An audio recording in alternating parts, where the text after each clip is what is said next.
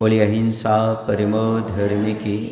देवादेव श्री शांतिनाथ भगवान की। आचार्य गुरुदेव श्री विद्यासागर जी महाराज की। आचार्य समय सागर जी महाराज की जय।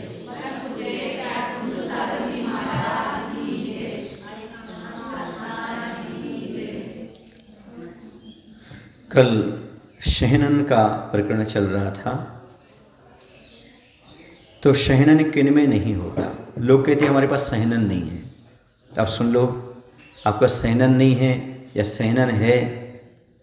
देव नारकी एक इंद्रिय जीवों के कोई भी सहनन नहीं होता, क्योंकि देव और नारिकियों के पास औदारिक शरीर नहीं होता। उनके पास वैकृतिक शरीर होता है, सप्त धातुएं नहीं होती, इसलिए उनके पास कोई भी देव और नारिकियों के सहनन नहीं होता। एक इंद्रिय जीव के भी सहनन नहीं होता, क्योंकि उनके पास भी हड्डी मांस आदि नहीं होता। कुछ लोगों का तर्क होता है, उन्हें आप अच्छी तरह से आगम के अनुसार समझा सकते हो। कुछ लोगों का कहना है कि आप लोग वनस्पति को भी जीव मानते हो और गाय को भी जीव मानते हो, मुर्गी को भी जीव मानते हो। तो कुछ लोग कहते हैं कि मैं एक मुर्गी को मार करके पूरे परिवार का भोजन कर लेता हूँ, और आप लोग 2-4 किलो अनाज लेकर के भोजन करते हो। तो जब आप उसको भी, अनाज को भी जीव मानते हो, वृक्ष को, इसको मानते हो, तो हम लोगों को दोष क्यों लगता है यदि हम मुर्गी आदि को मारते हैं? तो आपको क्यों नहीं लगता? तो उनको बता देना कि ना, मांस 2 इंद्रिय से शुरू होता है, एक इंद्रिय से नहीं होता।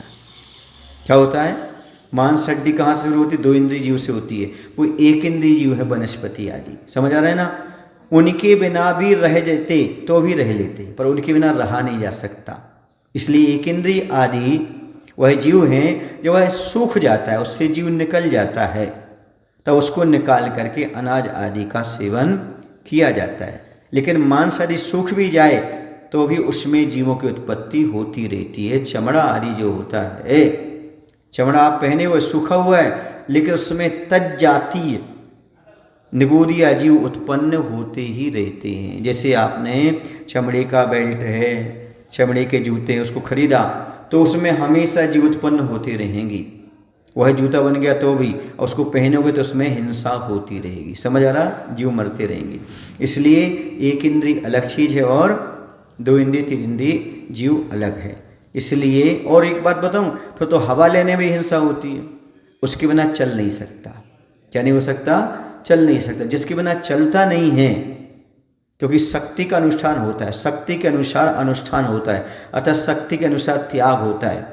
आप बिना मांस खाए रह सकते हो, और मनुष्यों का तो प्रकृति ही ऐसी होती है। मनुष्यों की तो उनको तो शाक ही बताई है, मांस भक्षण नहीं बताया। कहीं भी आगम में मांस को आहार नहीं बताया। मांस भक्षी का, भक्षण करना कहा है, आहार करना नहीं कहा। आहार तो शाकाहार ही होता है। कैसा होता है? शाकाहारी होता है। मांसाहार बोलने लगे, लेकिन मांस को आहार की उपमा नहीं दी गई। वह तो मांस भक्षण कहा जाता है, मांस भक्षी, जो कि अभक्ष्य हुआ करता है। तो देव नारकी और एक इंद्रिय जीवों के सहनन नहीं होता। मनुष्य और त्रियंचों में 6 सहनन होते हैं। ठीक है? किनके? मनुष्यों के और त्रियंचों के 6 सहनन होते हैं। अब एक इंद्रिय से लेकर असंगी पंचेंद्रिय तक, क्या? असंगी पंचेंद्रिय तक इनके भी क्या नहीं होता? इनके एक इंद्रिय छूट गया, अब 2 इंद्रिय आएगा। 2 इंद्रिय से लेकर के असंगी पंचेंद्रिय तक एक सहनन होता है। असम प्राप्ता से पाठ का सहनन, सुन लेना। सबसे हीन सहनन इनके पास होता है, 2 इंद्रिय से लेकर के असंगी पंचेंद्रिय तक। भोगभूमिया जीवों के, चाहे स्त्री हो चाहे पुरुष हो, उनके वज्र ऋषभ नारद शयनन ही होता है। स्त्रियों में भी वहाँ पर वज्र ऋषभ नारद शयनन होता है। कहाँ पर? भोगभूमि में। लेकिन वहाँ चौथे गुणस्थान से ऊपर नहीं है, तो कोई मायने नहीं है। समझ आ रहा? हाँ। अब कर्म भूमिया स्त्रियों के 3 हीन सहननी होता है। कोई भी काल हो, उसमें 3 हीन सहनन ही होंगे, कर्म भूमिया स्त्रियों की। समझ आ रहा? ये पूरा का पूरा किसका प्रकरण हो गया? शयनन का हो गया। अब प्रश्न ये उठता है कि कौन से गुण स्थान तक कौन सा शयनन होता है? शयनन ही होता है, चाहे वह पुरुष हो चाहे वह स्त्री हो। हाँ, उनके वहाँ तो मात्र यही होता है, वज्र नारद शयनन। अब गुणस्थान की अपेक्षा जो पहला शयनन है, वज्र नारद शयनन, जो पहला शयनन है दीर्घ शयनन, वह पहले गुणस्थान से लेकर 13वें गुणस्थान तक, कहाँ तक रहता है? 13वें गुणस्थान तक रहता है। इसके बाद आता है दूसरा और तीसरा, यह पहले से 11वें तक रहता है। और जो चौथा, पांचवा, छठवां रहता है वो पहले से 7वें तक, और आज इतने ही है। कौन सा? चौथा, पांचवा और छठवां लास्ट वाले हीन शयनन है, इसलिए पहले गुणस्थान से 7वें गुणस्थान तक आज पहुंचा जा सकता है। अब कोई जीव यहाँ से मर करके जाना चाहे, ठीक है, स्वर्ग जा रहा है, तो जो हीन शयनन वाला, असंप्राप्त का शयनन वाला, वह 8वें स्वर्ग तक जा सकता है, इसके ऊपर नहीं जा सकता। कहाँ तक? हाँ।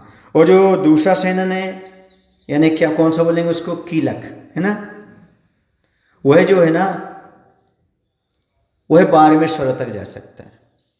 उसके बाद आता है अर्धनाराज, ये 16वें स्वर्ग तक जा सकता है। तो आज ये तीनों है, असंप्राप्त का, कीलक और अर्धनाराज, इसलिए आज 16वें स्वर्ग तक ही जा सकते हैं, चाहे श्रावक वृत्ति हो चाहे मुनिराज हो, इससे ऊपर नहीं जा सकते। अब जो नाराज शयनन वाले हैं वो 9वें गिरिवर तक जा सकते हैं। फिर वज्र नाराज शयनन वाले जो है ना, वह 9 अनुदेश तक जा सकते हैं, और वज्र सब नाराज शयनन वाले सर्वार्थ सिद्धि तक जा सकते हैं। समझ आ रहा ना? अब नीचे चलते हैं। नीचे कहाँ चले भाई? कहाँ चलें? नरक की बात चलते हैं। तो जो पहला शयनन वाला है, पहला मतलब वज्र नाराज शयनन वाला, वो 7वीं पृथ्वी तक जाएगा, ठीक है। उसके बाद 2, 3, 4 ये 6ठी पृथ्वी तक जाएंगे। फिर 5वां कीलक शयनन वाला 5वीं पृथ्वी तक, है ना, इतने ही है ना, 5वीं तक। और जो असंप्राप्त शयनन वाला है वो 30वीं पृथ्वी तक, ठीक है ना, 3री, 5वीं, 6वीं, 7वीं। इस प्रकार से आज वर्तमान में हीन शयनन 3 हैं, इसलिए 6ठी पृथ्वी तक जाने में कोई बाधा नहीं है। समझ गए? आज 7वीं पृथ्वी, बाधा मतलब कोई ऑब्जेक्शन नहीं, वहाँ तक जा सकता है जीव, 7वीं पृथ्वी में नहीं जा सकता, क्योंकि कौन सा काल चल रहा है? पंचम काल भी चल रहा है, और हीन शयनन है, इसलिए। समझ आ रहा? चलिए, ये होगी किसकी व्याख्या?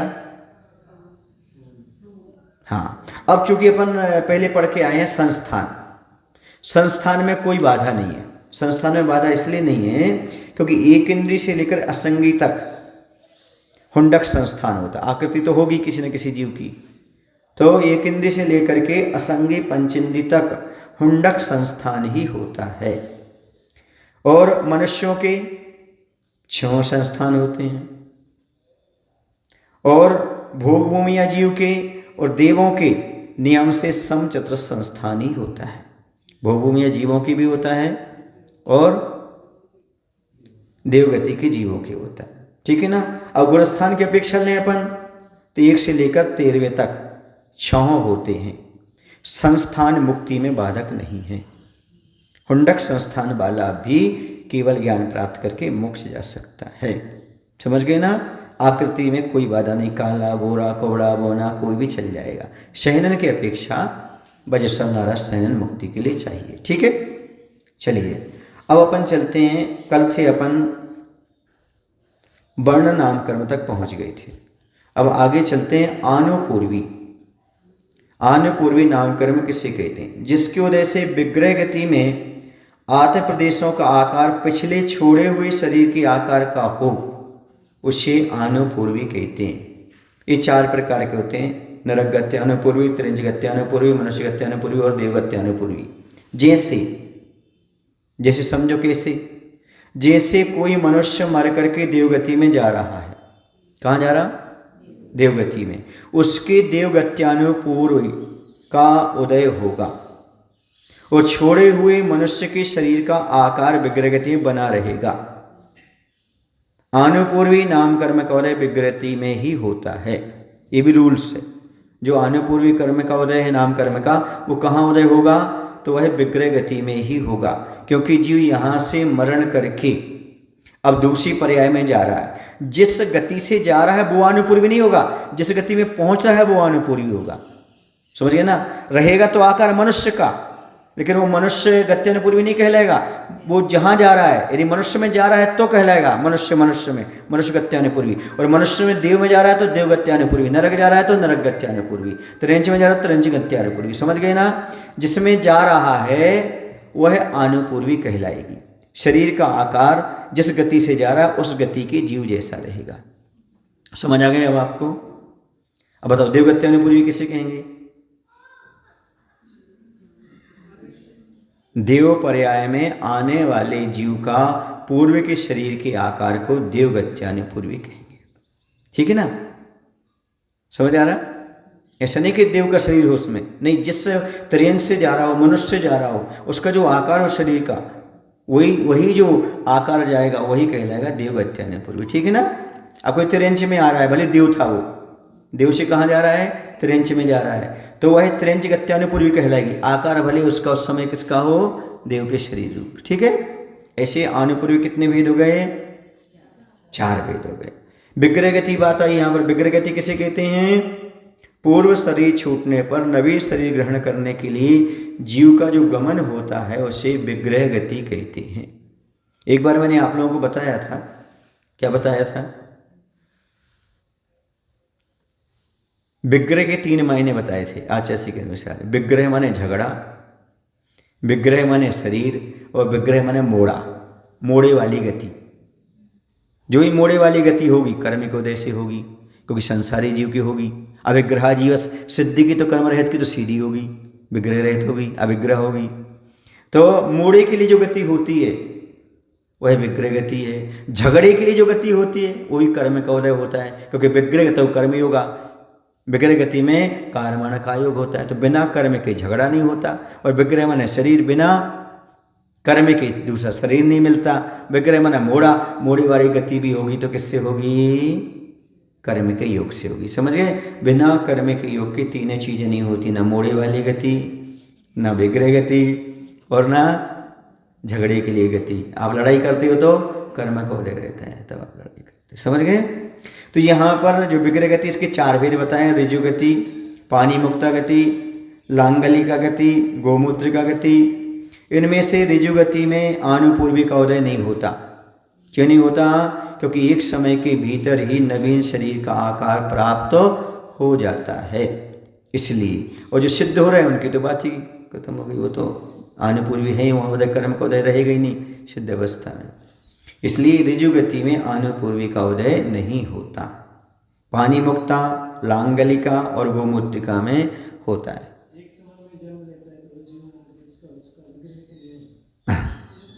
विग्रह गति तो रहेगी, लेकिन उसके आनुपूर्वी का उदय नहीं होगा, ऐसा।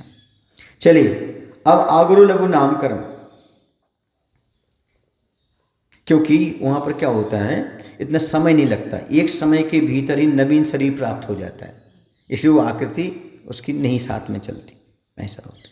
अगुरु लघु नामकर्म, जिस कर्म के उदय से ऐसा शरीर प्राप्त हो जो लोहे के गोला के समान भारी और अर्क के तूल के समान हल्का ना हो, उसे अगुरु लघु नामकर्म कहते हैं। नहीं समझे आप? आपका शरीर अगुरु लघु नामकर्म से है, यदि नहीं तो इतना भारी हो जाता कि लोगों से उठता नहीं, और इतना हल्का हो जाता कि आपने एक फूल देखा होगा, सफ़ेद सफ़ेद सा उड़ता है, अकौआ से निकलता है। एक दिन एक कोई बच्ची खेल रही थी, वहाँ साइड में पड़ा था ऐसा फूल, समझते ना, वो उड़ता रहता है ऐसा गोल गोल सा, उसमें सफ़ेद सफ़ेद रहता है ना। हाँ, तो अर्क तूल कहलाता है। वरना इतना हल्का हो जाए कि फूंक दो तोड़ जाए, या इतना भारी हो जाए किसी से उठे ना, लेकिन नहीं, क्योंकि अगुरु लघु नाम कर्म है, इसलिए आप अधिक भारी भी नहीं और हल्के भी नहीं, वरना कहीं भी आंधी तूफान वैसे उड़ जाते आप, तेज हवा चलती तो। इसलिए ये काम कौन करता है? अगुरु लघु नाम कर्म करता है, जिस कर्म के उदय से ऐसा शरीर प्राप्त हो जो लोहे के गोले के समान भारी और उस अर्क के फूल के समान हल्का ना हो, उसे कहते हैं अगुरु लघु नाम कर्म। अब आता उपघात नाम कर्म। उपघात समझते हो? जिससे स्वयं का घात हो जाए, जिसके उदय से अपने आप का नाश करने वाले आंगोपांग हों, वह उपघात नाम कर्म है। जैसे बड़े बड़े नाखून, स्वयं का नाखून स्वयं के पैर में अंदर जाए, ये कौन सा है? उपघात नाम कर्म है। बड़े बड़े सींग, क्या होता है वो जब बारहसिंग वगैरह जाते हैं ना, झाड़ियाँ फंस जाती हैं, शेर आकर के शिकार कर लेता है। समझ आ रहा है? बड़ा पेट, शरीर के कोई भी अंग बढ़ गए तो शरीर को चलने फिरने में तकलीफ होती है। तकलीफ होती है तो ये कहलाता है उपघात नाम कर्म है। समझ गए? लंबे नाखून भी चुभते कि नहीं चुभते, खुद को ही लग जाते ऐसा करते समय। जब वो करते ना फैशन, तो उस समय ये होता है। इसे दूसरों से कराते हैं आप लोग, क्यों? क्योंकि स्वयं के नाखून इतने बड़े हैं, जानवर से भी ज़्यादा, तो कैसे कर सकते हो? बचपन में पढ़ा करते थे, एक पाठ था स्कूल में, नाखून क्यों बढ़ते, तो उसमें लिखा था नाखून पशुता की निशानी है। नाखून बढ़ना पशुता की निशानी है। केवल ज्ञान के बाद नाखून नहीं बढ़ते, बाल भी नहीं बढ़ते। ये नाखून बढ़ा करके रखना किसकी निशानी है? पशुता की निशानी है। इसलिए नाखून कभी बढ़ा करके नहीं रखना चाहिए। बढ़ेंगे तो, पर बढ़ाकर रखना पशुता की निशानी है, क्योंकि ये प्रकृति से अपने आप में पर्याप्त है। ज़्यादा बढ़ाने के, उसमें और लीपापोती करना, ये और बड़ी पशुता हो गई। क्या नाखून पालिश लगाना, ये करना, वो करना, क्यों? क्योंकि पशु का ही आपने क्या ले लिया, उसमें खून वगैरह लगा लिया, तो और बड़ी पशुता हो गई। इसलिए नाखून कभी नहीं बढ़ाना चाहिए यदि अगले भाव में अच्छे कर्म का उदय चाहते हो तो। और वर्तमान में भी आप स्वच्छ रहना चाहते, बीमारियों से बचना चाहते हो तो, क्योंकि नाखून में थोड़ा सा भी गंदगी का अवशेष रहेगा, उस समय बैक्टीरिया उत्पन्न होंगे। नहीं, मैं तो बहुत साफ कर, कितना भी साफ कर लो आप, साफ तो रहेगा ही, उसमें कुछ ना कुछ तो बैक्टीरिया रहते हैं, इसलिए उन सबकी सफाई करना पड़ती है। समझ गए? ऐसा। तो ये सब क्या करते हैं? अपने ही शरीर के अंग अपने को ही घात पहुंचाने लगे। आचार्य के अनुसार पित्त निकलना, पित्त निकल गया, कफ का अटक गया, अब कफ बहुत परेशान कर रहा है, ये भी इसी में आएगा, आचार्य का कहना है।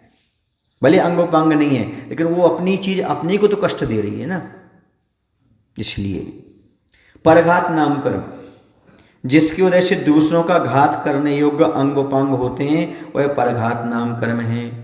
खूब तीक्ष्ण सींग, शेर का पंजा, कुत्ते का पंजा, बिल्ली का पंजा, ये दूसरों को घात पहुंचाते हैं। ये कौन से नाम कर्म का उदय रहता है? परघात नाम कर्म। आतप नाम कर्म, जिसकी वजह से शरीर आतप की रचना होती है, वह आतप नाम कर्म है। इसका उदय सूर्य बिंब में उत्पन्न बादर पृथ्वी कायक में रहता है। ये एक इंद्री में ही रहता है आतप, एक इंद्री से ऊपर नहीं उठता। कौन सा? आतप नाम कर्म।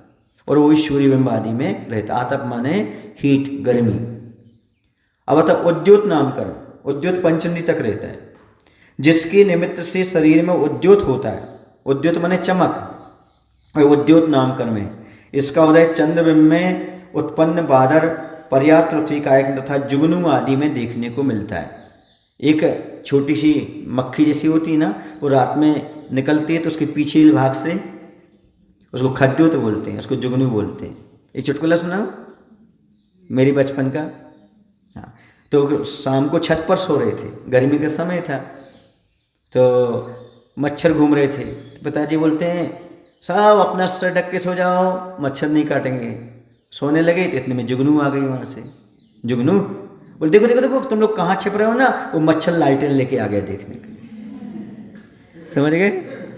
तो वो कौन सा कर्म का उदय? उसका उद्योत नाम कर्म का उदय। कभी कभी आपने देखा होगा आसमान में ऐसा कुछ चमकता चमकता जाता जाता जाता जाता जाता समाप्त हो जाता है।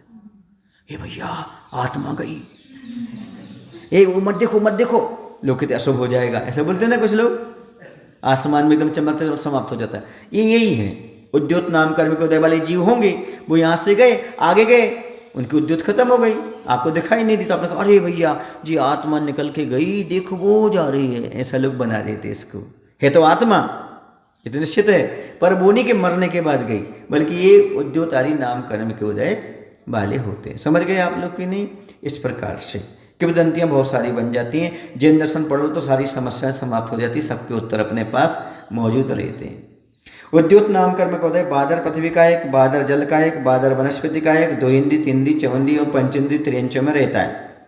बिल्ली आदि जानवर रात्रि में चलते हैं, अतः उनकी आंखों में उद्योत नाम कर्म का उदय रहता है, तभी तो उनको ये सब देखने में आ जाता है। और अपन को भी देखो ना, अरे वो बिल्ली की आंखें चमक रही दिखाई देती है ना दूर से, हाँ तो वो बिल्ली की, वो भूरी बिल्ली की आंखें चमक रही, ऐसा बोलते ना अपन, हाँ बिलीवेक्को तो बोलते, बिलीवेक्को, बेक्को, बिलीवेक्को, यानी भूरी बिल्ली। कौन सी बिल्ली है?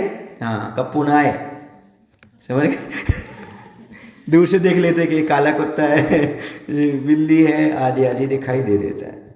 तो ये सब इन लोगों में क्या पाए जाते हैं? उद्योत नाम कर्म का उदय। उच्छ्वास नाम कर्म, आप सांस लेते कि नहीं लेते, छोड़ते कि नहीं छोड़ते? हाँ तो सुनो, जिसके उदय से उच्छ्वास हो वह उच्छ्वास नाम कर्म है। बिना नाम कर्म के सांस भी नहीं ले सकते, छोड़ सकते। कोरोना काल में कुछ लोग ले ही नहीं पाए, समझ आ रहा? हाँ, ये पुद्गल के उपकार है। किसके उपकार हैं? पुद्गल के। व्याह्यो गति, अब आता है व्याह्यो गति। व्याह्यो गति का अर्थ होता है आकाश में गमन। विहाय माने आकाश। आप कहाँ गमन करते हैं? धरती पर कि आकाश में? आकाश में। कहाँ करते हैं आप लोग भी? आकाश में। आप लोग धरती में गमन नहीं करते। धरती में गमन करते तो घसट घसट के चलते, आप पैर कहाँ उठाते हो? आकाश में। इसलिए आपकी गति व्याह्य गति होगी। अब व्याह्य गति 2 प्रकार की होती है, प्रशस्त और अप्रशस्त। कौन सी होती? प्रशस्त अप्रशस्त। जिसके उदय से सें, हाथी, हंस, बैल आदि के समान प्रशस्त गमन होता है, उसी प्रशस्त व्याह्य गति कहते। गजगामिनी चाल। कौन सी चाल? गजगामिनी चाल, ये प्रशस्त व्याह्य गति हो। और अप्रशस्त व्याह्य गति जिसके उदय से गधा, ऊंट, कुत्ते आदि के समान अप्रशस्त गमन होता है, वह अप्रशस्त व्याह्य गति। स्वयं देख लेना आप कैसे चलते हो। सुन रहे? प्रशस्त चलते कि अप्रशस्त चलते? चाल में भी अलग होता है। आचर से चलते जब देखा आपने, आचर से चलते समय कैसा लगता था? प्रशस्त व्याह्य गति। तो चलने पर भी मालूम पड़ता है प्रशस्त व्याह्य गति, अप्रशस्त व्याह्य गति। समझ गए? जैसे ऊंट वगैरह चलते, गधा वगैरह चलते, कुत्ते वगैरह चलते, ऐसे चलते हैं, तो कौन सी हो गई? अप्रशस्त व्याह्य गति। और गजगामिनी चाल, हंस की चाल, ये कौन सी हुई? प्रशस्त व्याह्य गति। व्याह्य गति का उदय एक इंद्री को छोड़कर सभी जीवों के होता है। सुने ना, कुछ लोग कहते पक्षी आकाश में उड़ते, उनकी होती नहीं। व्याह्य गति किनकी होता है? एक इंद्री को छोड़ करके सभी जीव गति करते हैं। 2 इंद्री से लेकर के 5 इंद्री सबके व्याह्य गति नाम कर्म का उदय रहता है। अब आता है प्रत्येक शरीर, जिसके उदय से एक शरीर एक ही आत्मा के लिए उपभोग का कारण है, वह प्रत्येक शरीर नाम कर्म है। दूसरा था साधारण शरीर, ये वनस्पति में होता है। साधारण शरीर, जिसके उदय से एक शरीर अनंत अनंत जीवों के उपभोग का कारण हो, वह साधारण शरीर नाम कर्म है। आपकी भाषा में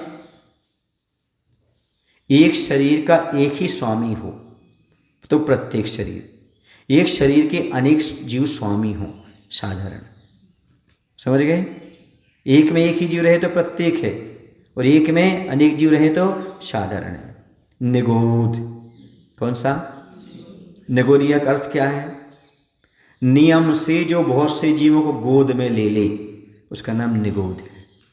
नी से नियम, गा से गोद, जो नियम से अनेक जीवों को गोद में ले ले, उसका नाम क्या है? निगोद है। अर्थात जिसके आश्रय से अनंत जीव रह ले, उसका नाम निगोद है। समझ गए ना? शुद्ध भाषा में। आचार्य के शब्दों में समाजवाद सीखना हो तो निगोदिया जीव से सीखो, जो एक शरीर में अनंत रह लेती, तो एक समाज में सो नहीं रह पाते हो। वे एक साथ खाते हैं, एक साथ पीते हैं, एक साथ सारी क्रियाएं करते, एक साथ जन्म लेते, एक साथ मरण करते, लेकिन कर्म का बंध सब अलग अलग करते हैं, अपने अपने संयोग से, परिणाम से नहीं, संयोग से। क्योंकि परिणाम कहाँ होगा? मन तो है ही नहीं, तो परिणाम कैसे होगा? एक व्यवस्था समझने की आवश्यकता है। कर्म का उदय अलग होता है और संयोग अलग होता है। जैसे निगोदी से कोई जीव निकला और निगोद से जीव निकला और सीधा मनुष्य बन जाता है, तो उसने कौन सा शुभ काम किया निगोद में? कौन से शुभ काम किया उसने निगोद में? कौन से अच्छे परिणाम किए? कौन सा सम्यसन प्राप्त किया उसने? कुछ नहीं किया। आचार्य के शब्दों में संयोग क्या? केवली भगवान ने जब समुद्रघात किया, उनकी आठ प्रदेश सारे लोक में फैली। उस आठ प्रदेशों का संयोग मिलने से उस जीव की इतनी प्रगति हो जाती है कि वह मनुष्य बन जाता है। ये संयोग, इसमें कर्म का कुछ नहीं, परिणामों का कुछ नहीं। जैसे आपका तो दोनों चीजें थी, आपके कर्म के उदय भी थे, पुण्य भी था, लेकिन गुरु का सहयोग मिला तो परिवर्तन हुआ कि नहीं? समाज में परिवर्तन, मंदिर में परिवर्तन, समय परिवर्तन। क्यों? क्योंकि कर्म का उदय भी होता है, लेकिन कर्म का उदय तो पहले भी था, अभी भी है, लेकिन मुनि के सानिध्य में संयोग मिला तो कर्म और संक्रमण होकर के सामने आ गया। ये होता है, मुनि का संयोग और निमित्त बहुत बड़ी चीज होती है, वो मिलने से एक सारे कार्य हो जाते हैं। तो कहाँ पहुँच गए अपन? साधारण और प्रत्येक शरीर की बात हुई है। ठीक, आपका समय हो चुका है, इतना ही पर्याप्त समझता हूँ। बोले महावीर भगवान की, आचार्य गुरुदेव श्री विद्यासागर जी महाराज जी की जय।